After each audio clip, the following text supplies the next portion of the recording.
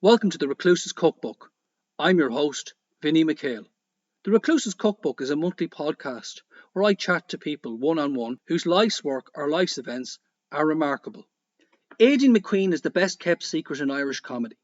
A veteran of the UK comedy circuit, she has branched out into writing not just for herself, but also for others. Most notably, she recently ghost wrote some jokes for Jimmy Carr's upcoming self-help book. Not one to rest on her laurels, she made best use of the lockdown by writing, producing and starring with Dominic Frisby in the web series Lockdown.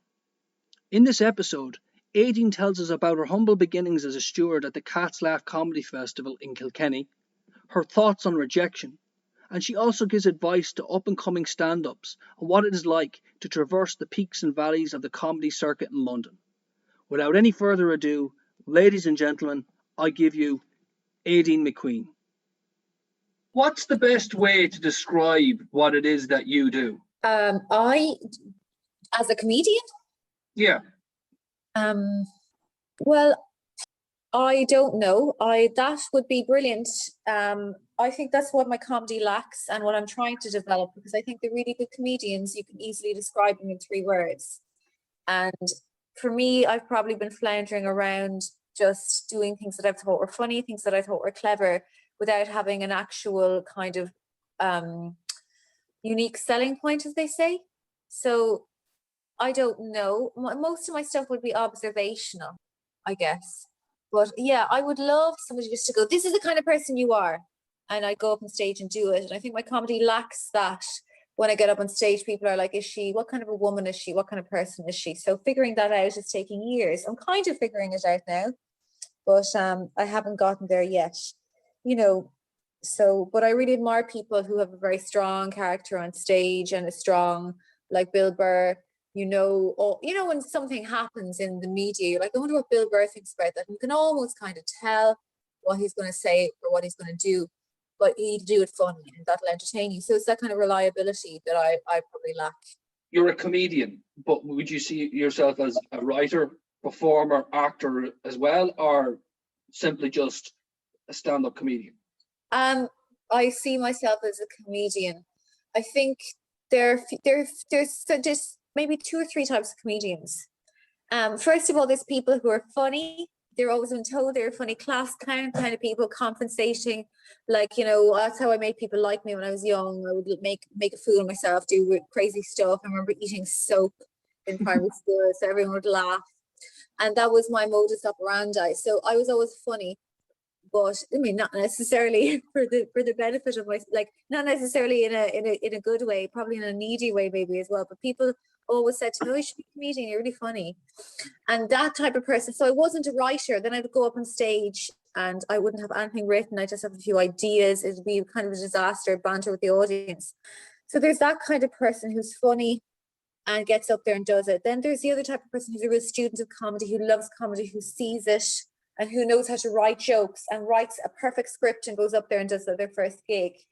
And then that's their writer comedians.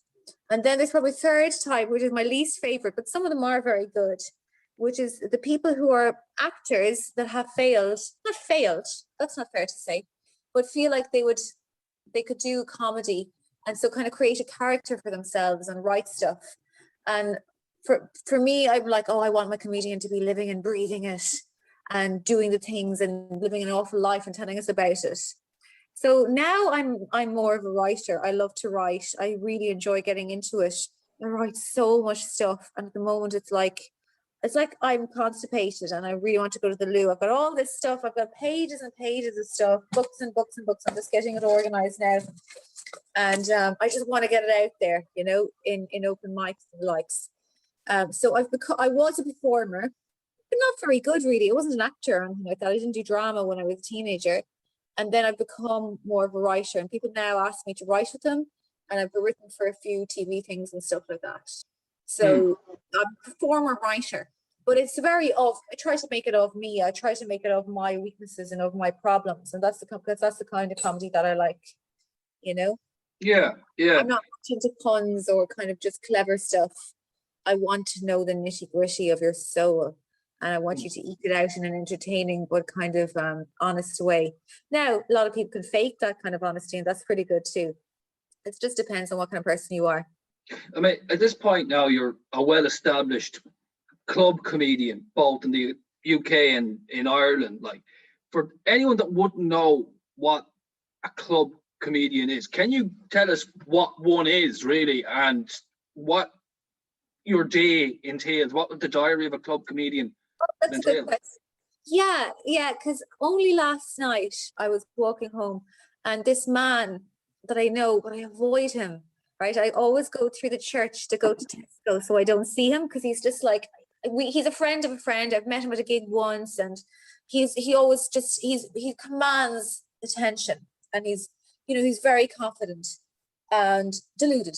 And so I always avoid him, but last night I was coming back from the game, and he was there drinking with some mates, and before I knew it, I was over chatting to him, and she was like, she's the comedian, and his mates were like, oh my God, what TV have you done? Do you know Aisling B? You should do acting. The best actors are comedians. You should do acting. And I just went, oh. First of all, I love Aisling B. She's brilliant, but people always ask me, do I know her? And that's like, it's a bit like saying to the guy who works in the cinema, do you know Arnold Schwarzenegger? Or, the guy who works in PC World, oh, Elon Musk, he's amazing, isn't he? I bet you love him. Have you ever met him? So it's funny. And then the saying that I should do acting. So I just went, yeah, I'm going to do acting. Perfect. I'll go and do acting tomorrow. See you on TV. Bye. Quite sarcastically. And I felt really bad about it. But so club comedian is a comedian who's very good at they're usually a person who has good jokes, mightn't necessarily have a very strong character, or doesn't have something unique about them that they get pushed onto TV. And but they can make a room laugh. They're reliable. They can do a mixture of probably crowd work and jokes. Not all the time, but a lot of them do. And they'll be able to please most of the people most of the time. Like Fianna Fáil in the 90s, or fool most of the people most of the time. So you can make a living, and you can make quite a good living, especially if you do corporate gigs. That's very good.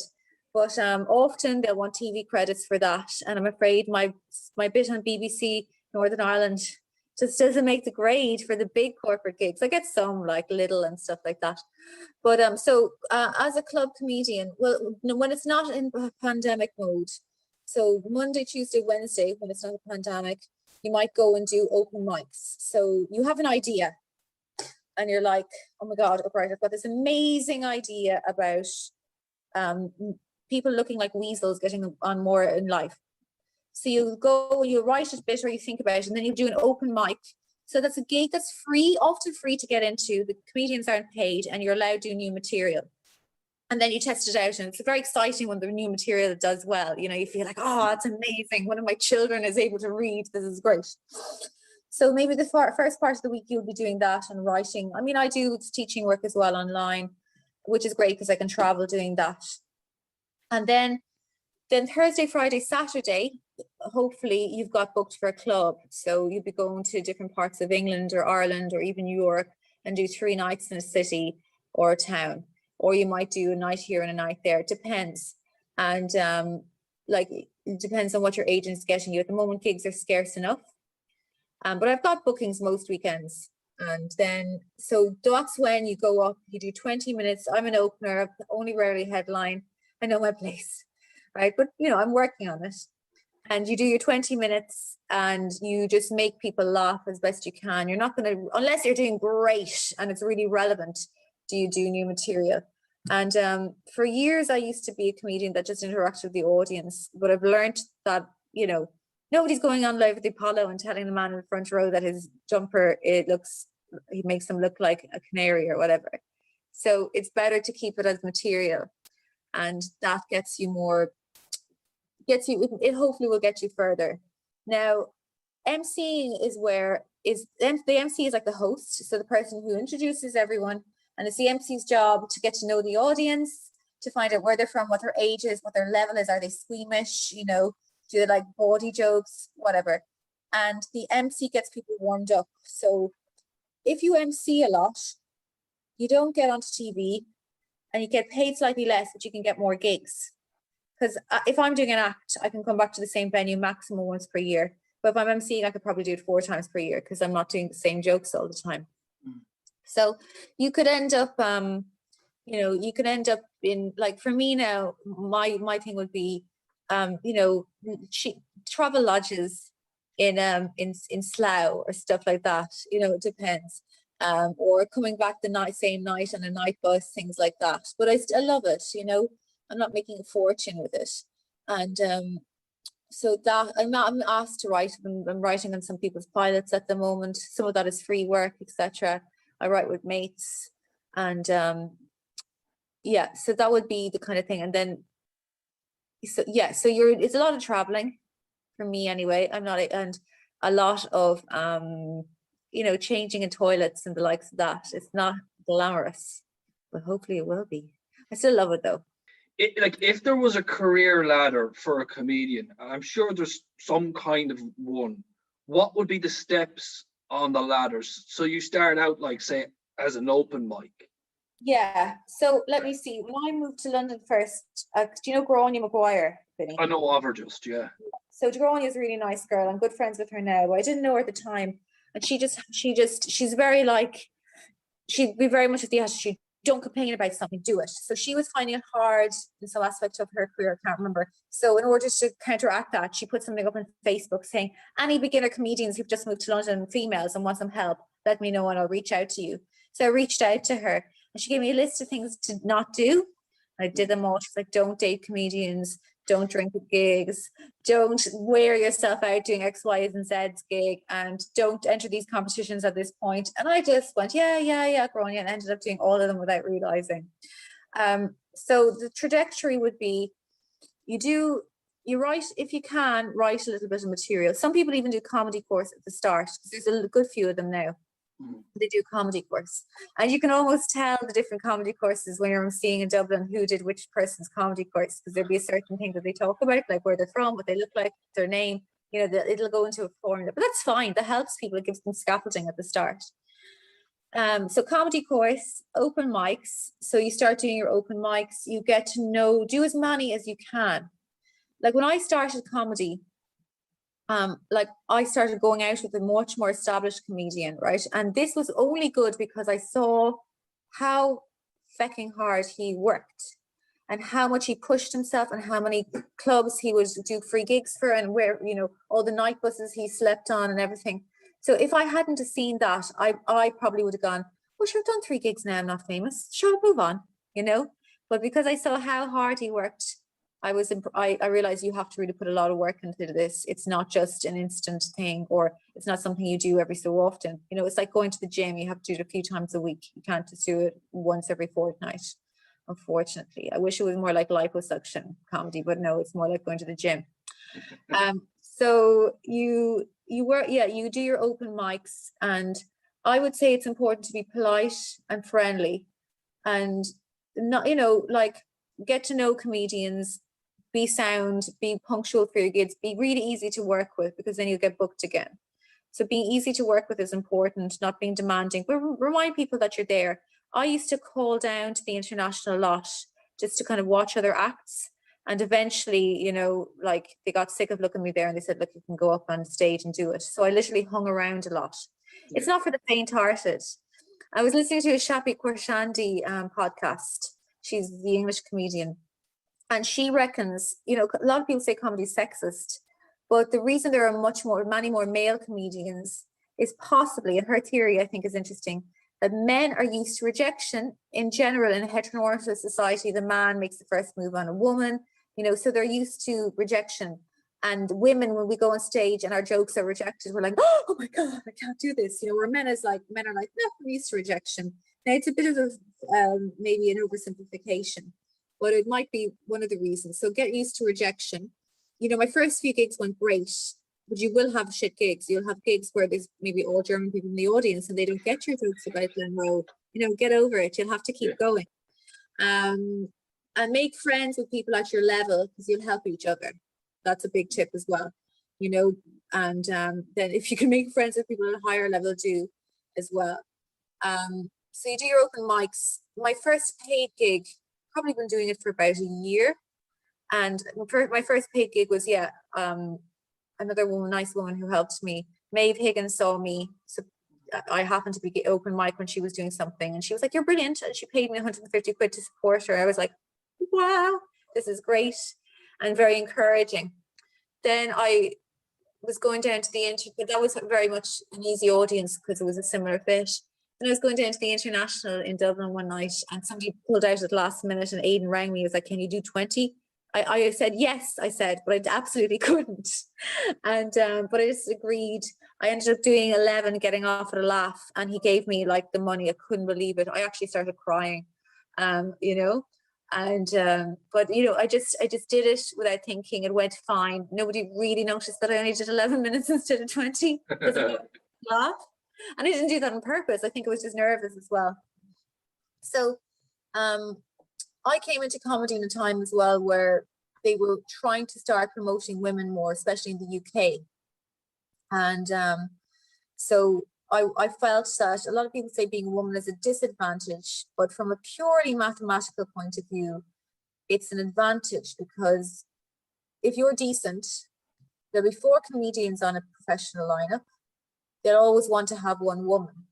Well, maybe 10% of the comedians are women. So you have a bolster. There's a big bolster in the amount of gigs you can get numerically. There are other things that maybe make it a disadvantage, but you have to remember, and that's another thing I find for female comedians. I'll say this, like for first of all, doing comedy, you'd be doing so many open mics with only guy comedians on, doing very male kind of humor, and that's fine, but try to make friends with female comedians and the gay comedians and non kind of gender normative comedians as a woman, because the men will often, they won't get your humor, and you'll feel like sad and nobody's complimenting you, and they're all growing out.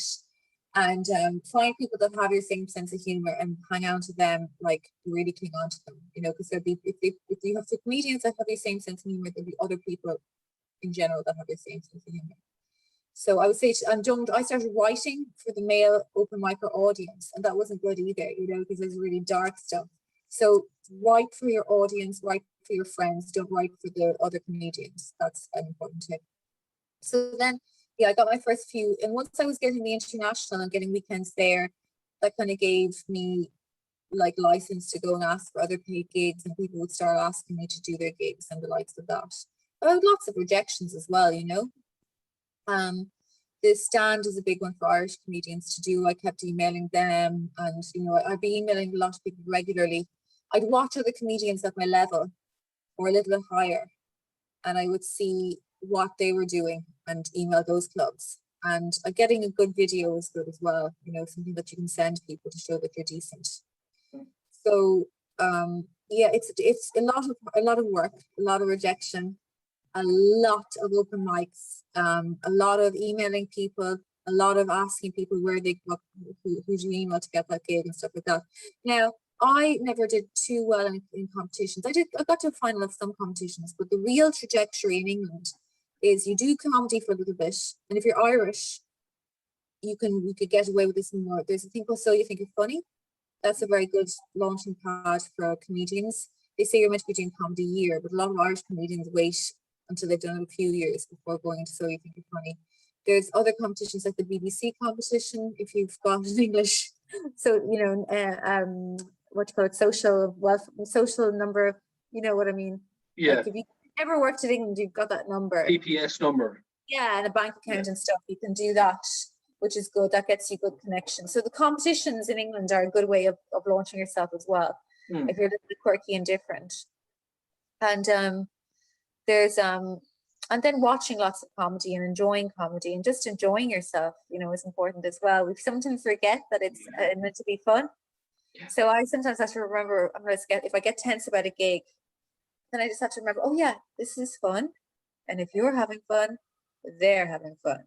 Yeah. And if you make one person laugh, you can make the whole audience laugh, you know? I remember that being said to me, actually, that have fun up there. You know, in all the years of being on stage and doing whatever, the one thing everyone will say to you after maybe 6 months of rehearsal or whatever it is opening night, have fun. People do forget. Yeah. That it's amazing the difference it makes between yourself and an audience, say, if they Yeah, they spot. recognize that confidence. Comedy is an interesting balance between, you have to be self-confident and centered, but you also have to be very self-aware and self-deprecating. Not everyone. Some comedians get onto their high status, like some guy. He's a good-looking one-liners, very dark one-liners guy. Anthony Jeselnik, for instance, Oh, he's yeah. just high status. But even I don't think he's that confident. I think his jokes are just really, really good. Like his performance is kind of a bit. I don't think he's having that much fun. But he's kind of an exception. But yeah, there's a balance between being self-deprecating but also being confident in that. Yeah, and you have to get that right, and it takes practice. Yeah. Can you elaborate? What is the Edinburgh route then? Because again, a lot of people won't know. So you've got the club comic route, and then you've got the Edinburgh route. Can you tell us about that and what you know of it from your Sure. experience? Yeah, so basically people do, I haven't done it yet, a full hour. So they work up to Edinburgh, is the big festival in Edinburgh in August. And it used to be the real good route to maybe getting TV and stuff like that. Now, I don't know if it is as much. I think the internet is more of a part to play with it and making funny videos online, something which I don't do really, a little bit. So you go and Edinburgh is like a complete free-for-all. It's a complete open market. It's like the wild west. You have free shows, so you apply, you do your show in a free venue. You're all the arranging yourself, all the flying yourself, all the marketing yourself. You put up the money for somewhere to stay, or I don't know what, you can go on Tinder every night, anything, right? As like you just get your arse there, you do shows. And there's two companies that do it, PBH and Laughlin Course, the Free Fringe. The next step of Edinburgh is to do the paid venues, which cost about $5,000, and you might get marketing people in and stuff like that. Get a balloon. You're probably more likely to get reviewers in for those ones as well. So people do those. So sometimes people do half a show or a compilation show in Edinburgh. The next year they do their own show, and the next year they do, and that could be considered for the newcomer competition or something like that. So it's very good for your career if you win the best newcomer or the best show. And then sometimes people move on to paid venues, especially if they've got a good agent. And then sometimes people go, really good comedians who've been doing paid venues for ages go, I have a following. I don't need to do this anymore, paying $5,000. I'll just go and do my show in a pub and people will come and see it. So you've got people like Phil Nichol and Tony Law and Phil Kay. A lot of really good comedians will be doing free fringe shows again because they don't need the paid venue stuff to do it. And it's, if you get reviews and the likes of that, and it's a great way of meeting other comedians. It's like if you've ever gone to the Gaeltacht as a teenager and you're like, oh my god, other teenagers, this is amazing. It's a bit like that for comedians. You get to meet loads of people, you see loads of really good acts. Especially if you're an Irish comedian, you haven't been abroad gigging much. Yeah, it's brilliant. So I would recommend doing it a few times anyway, But it's a different style of comedy sometimes gets noticed there. Whereas a club comedian can really kill and do brilliantly. And I know really good club comedians that do an Edinburgh show and they get like 3 or 2 stars. And I'm like, I know that person is making people consistently sick with laughter. And then you might have a very straight, kind of an odd comedian that makes people chuckle a little bit, but is quite different and intellectual, has their own individual style. And they'll get like a 5-star review and everyone will be like, that's amazing. But if you put them into a workman's club in Luton, not a hope. People would hate them. So it's a little bit more arty and intellectual. Fleabag, that TV series, that was an Edinburgh one-woman show that she didn't get amazing reviews when she did it, but people saw how talented she was and they worked with her, and she is, super big now, Phoebe Waller-Bridge. So that's the dream in Edinburgh, that your one-person show might get turned into a TV series, or you get spotted by an agent and you're on the TV, suddenly you're on Mock the Week. So how many? When I hear Edinburgh, I hear I just immediately think of thousands of shows. That's quite difficult to get spotted amongst all those thousands of shows. Yeah, it would be. I'd be like, maybe I'll go and fly topless next week, or I'm just waiting. What's my angle? What's my gimmick? And some people are very good at it. Yeah.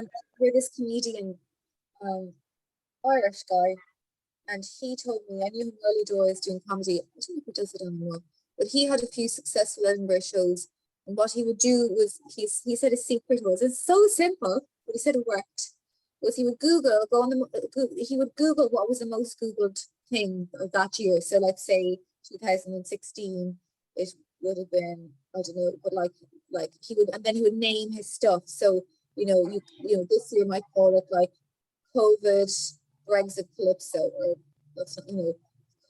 I can't even think of popular things from this year. But he would just combine maybe 3 really popular things into the show title, and then build it around that. I know some people make amazing posters. Some people, do really unusual kind of flyering tricks. It's hard. It is hard to get noticed. I've never done a one-woman show, so I don't know the pain of it. And that's why having an agent is great, because the agent will put huge posters of you with your face up and the likes of that.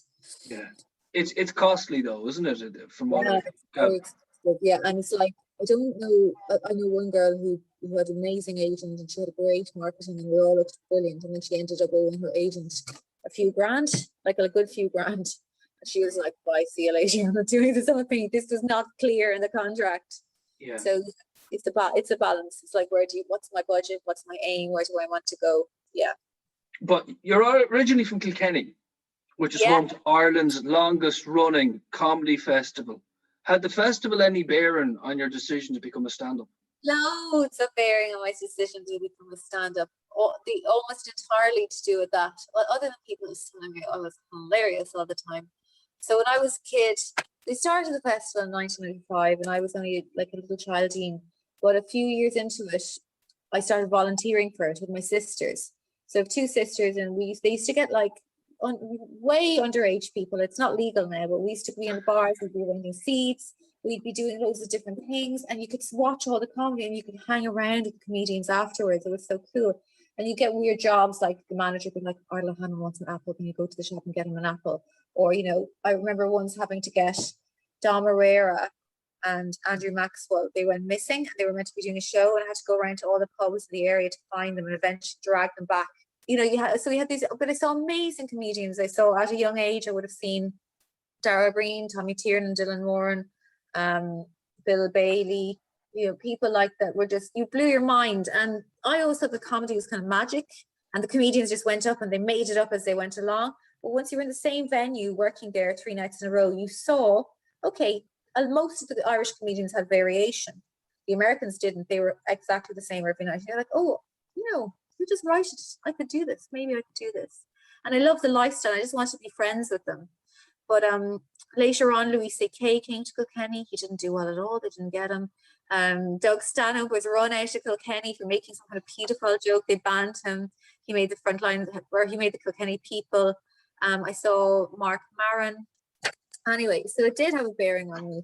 And then when I was in my 20s, I met Eleanor Tiernan, who's a well-known comedian. She became friends with her, and she was like, you should do comedy. And I said, stop, Eleanor. Oh, okay, I'll try it.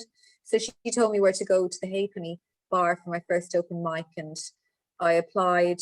I had 6 weeks to get ready, didn't do anything, was absolutely shitting a brick in the toilet on my knees praying, reconvicted with my religious beliefs of yore. Thinking, what am I doing? But I did a gig, and I can't remember what material I had. I don't think it was very good. And I remember being very dressed up, like I wore a padded bra. No, totally unnecessary for comedy. Like, there's more material in my bra than my jokes. But I got a few laughs, and it was enough to kind of get me, ooh, I like this feeling. So I kept going and hacking away at it. Yeah, so the Kilkenny Castle, big influence on me, definitely. I love it. Like, you've mentioned now that writing for yourself and writing for other people. I'm always curious with writers, because I write myself. I was like, are you a notebook and pen comic, or are you one of these who has copious amounts written on the back of a paper and cigarette boxes and the back of your hand and whatever? What's your format, or is there one? Yeah, so my best thing is to write, I love writing in notebooks. I have lovely handwriting, everyone tells me. Thank you. And but I will, if I think of something, if I'm just in town or whatever and I think of something, I email it to myself. So let's say I think about a joke, something about drinking. Maybe, like, let's just say I think of a joke like, when I'm not drinking, I treat my body like a temple. When I'm drinking, I treat my body like a mosque. But a bearded man 5 times a day, or something like that, right? So I think of something like that, and I email it to myself, and I give it the title. So that's drinking. It's also kind of slut, and it also shows my character a bit. So I might put some headlines onto what it is. And then let's say later on I'm writing a bit and I want to joke about drinking. I'll type into the computer drinking, and I'll have like 87 emails that I emailed to myself over the course of the last few years with jokes about drinking in it. And some of them will be terrible. Most of them will be terrible. But if there's a odd bit of gold, I think write everything down. You never know. I can't tell what's funny. I know what I think is funny. And often what I think is funny, people are like, no, don't get it. But sometimes and then record yourself, because you'll say something on stage off the cuff and people will really laugh, and I think I better keep that. So I write stuff I email myself, then I have loads of notebooks, and I look over the notebooks, and I'm not good. I'm not as organized as I'd like to be. I'm getting better. I have my first full hour on the 26th of this month on a Monday, so I am just putting everything together, like all my stuff, and seeing how can I fit into a nice little neat kind of narrative-y kind of thing with links, rather than just doing 20 minutes of stuff that makes people laugh, having a bit of a through line and a bit of emotional journey and a bit of highs and lows and peaks and troughs. So that's what I'm doing at the moment. Yeah, paper and pen. A lot of people just type everything. Some people do spreadsheets, especially the one-liners guys. They're or girls, there's a few of them as well, but mostly one-liners people tend to be men. And sometimes they can be super organized because that's the kind of way their brain works. It's almost like a mathematical thing. So they'll have spreadsheets of jokes. And like, is it an A joke? Is it a B joke? Is it a C joke? You start off with some A's, you do B's, you might put in an odd C, and then you have to go back to A's. Like, they'll literally think like that. They're super organized, You put a lot of work into your comedy. That's without a shadow of a doubt. Like, how many hours a day do you put into it, do you think? Maybe 3. Not as much as I think, not as much as people think, like, and then it could be something like, this could be considered putting, this is because I do podcasts like loads. So that's that part of it, part of writing with people or Zooming people. That's part of it too. But I can't really tell. Sometimes I'll just be lying there in my bed going, is that a good bit to do with that? Is that good to do with that? But I probably put 3 proper hours in a day. Like, I work online as well teaching, so a few hours doing that too. And then there's other stuff, emailing people. I've got an agent now, which helps. So that makes it a bit more relaxing. And it's great when you can be like, speak to my agent. When you think somebody's offering you a weird gig and you're like, oh, I don't know if this person is genuine, or often people just offer me stuff as a kind of a power trip. Not just personally me, but you'll probably find it as well. People are like, oh my God, I put your name forward for this thing, and I think you'd be really good for it. And they just want to kind of have power. Sometimes I've learned, and show how cool they are and amazing. And you're like, no, just go away. My agent, yeah, and that weeks people out. Yeah. But it's great. It's like one of the things I've always wanted to say, like, oh yeah, just talk to my agent. It's like, I'll see you in court. It's another one I've always wanted to say. You're speak to my lawyers. That's on my list of stuff that I hope my life is going to get really. I don't know if that means my life is going to be good or bad. I'm not too sure, but exciting. Yeah, I'll see you in court. Yeah, so I've got the agent one down now, and I'll see you in court will be next. And maybe you can't handle the truth. That's another good one as well. Mm-hmm. Can't handle the truth. Yeah, you can't handle the truth. I'm pretty mild-mannered, so I don't see it happening too soon. But I think I can socially engineer it. You started in Dublin at the Halfpenny Bridge Inn. You graduated into the International, and then you decided to make the move to London, which is one of the most grueling stand-up circuits in the world. What prompted that move? I just thought I'd get to gig more. I knew people are over there, and it looked like fun, and I just did it. And I came back for a bit. I got sick, but Yeah, I'm back over there again, and it's there's just you learn a lot as a comedian. I'd recommend any comedian, if they can, go over there or do a bit stint there, because you learn an awful lot. There's far more gigs to be able to do. You know, you can gig every night really if you want. So it's interesting. You'll meet more interesting people. There's more opportunities. It is difficult. I mean, sometimes a lot of the open mic gigs, you're required to bring another open micer with you, or another person. You know, they're bringer gigs, so you have to bring your audience and all of this. But when you get friends with other comedians, you know, you can bring them and have deals with people and the likes of that. Oh, really? Wow! It sounds like a real. It sounds like a real subculture. That. It's yeah, you've nailed it. It's such a subculture. There's a lot of people who just do open mics and they're happy with that. That's their fun. They perform for other comedians. It's kind of like, because I play a bit of traditional music, and there's traditional musicians that have to they want to go for tunes every night. And one person in the tradition, when you see traditional musicians play in a pub, there's probably one of them is probably getting paid, maybe two, and they're like the leaderish, and they bring mates along, and everyone's playing, and it's a bit like that. There's this community. There's kind of who's performer, who's audience. You're playing for each other. You're playing for the fun of it. So there's that kind of vibe as well. Yeah, definitely, it's a little subculture. I've been watching a lot of your stuff online, and last year one of the highlights during the lockdown was your little web series, Lockdown. Oh, good. Thank you very much. Yeah. I loved it. I really thought I thought it was as good as any sitcom. Can you tell us how that came about and how you set it all up? Yeah, that would have been quite tricky. It was so tricky. Never work with children or animals, and I know there was only teenagers in it, but I was still like, this is really hard.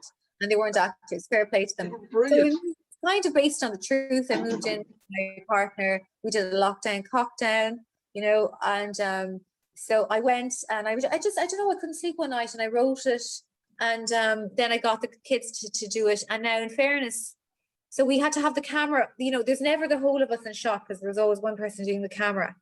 And, you know, we had to do it in the house. We couldn't use any outside people. My boyfriend's son's girlfriend is actually an acting student. She's just started. So she was really good. She was really into it. And the others were like, we like, you know, bribed into doing it. But it was very good. I mean, I enjoyed it. It was a very good dexperience. And nothing really, like, didn't set the world on fire as regards going viral or anything. But I applied for a master's there in screenwriting. And I, on the strength of that and a few other bits in my portfolio, I got it. I was really surprised because I just thought they kind of looking down their noses at me being a comedian. And you'd be surprised. Yeah.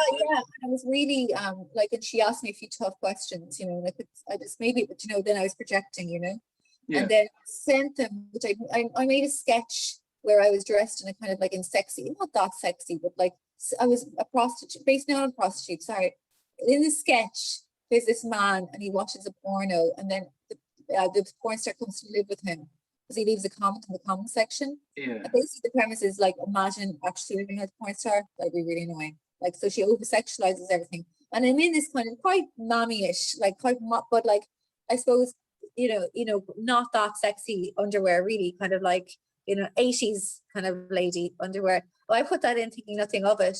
And then the man was like, oh, we saw your video. And I could see he was a bit like, oh, too much, you know. And then when I asked everyone, they're like, why would you send that? You know, like, it was funny.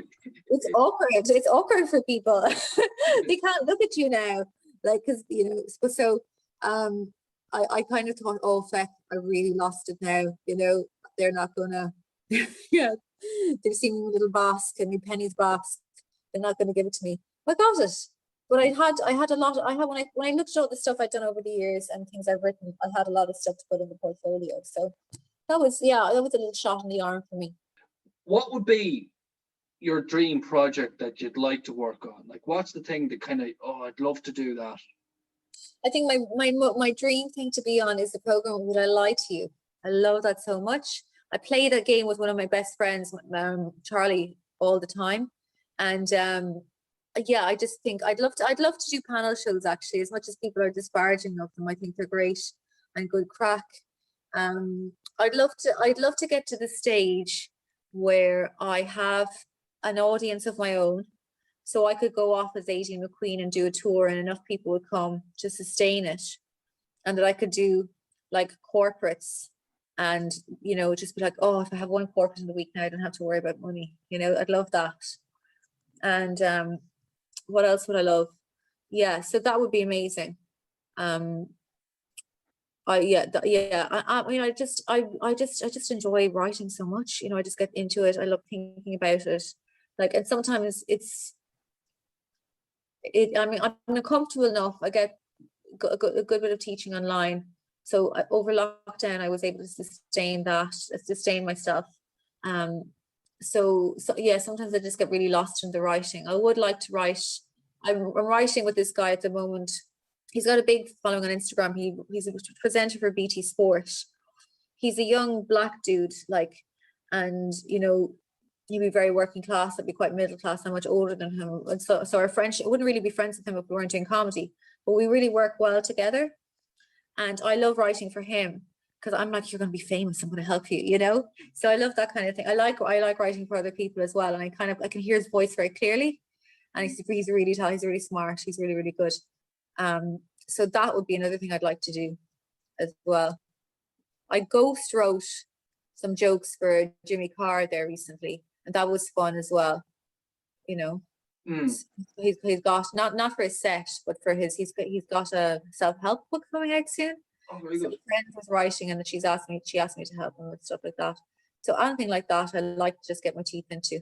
Finally, I get to ask that question that I want to ask all my guests. Why did they do it? Yeah, that I like the writing process. I think of things, so I feel I need to do them. I don't like to get into the big, and I like a lot of comedians will say, oh, I'm so needy and I need attention and something happened when I was young and I was bullied at school. I don't get into that. I don't think that's a reason for it. I suppose I've always been into entertaining people. I've always like been kind of the one in class who would make all the jokes. I did it for my sisters. Like in teaching, primary school teaching, I used to do, and I loved, like, you know, doing stories and getting dressed up and doing crazy things with the kids. So I always liked doing that entertaining, and I feel like I'm good at it. Now, I'm not the best by any means. I'm sure loads of people who've never done stand-up comedy could be much more naturally funny than me, but I'm really passionate about it. I love plugging away at it. And that concludes this episode of The Recluse's Cookbook. Thank you for listening.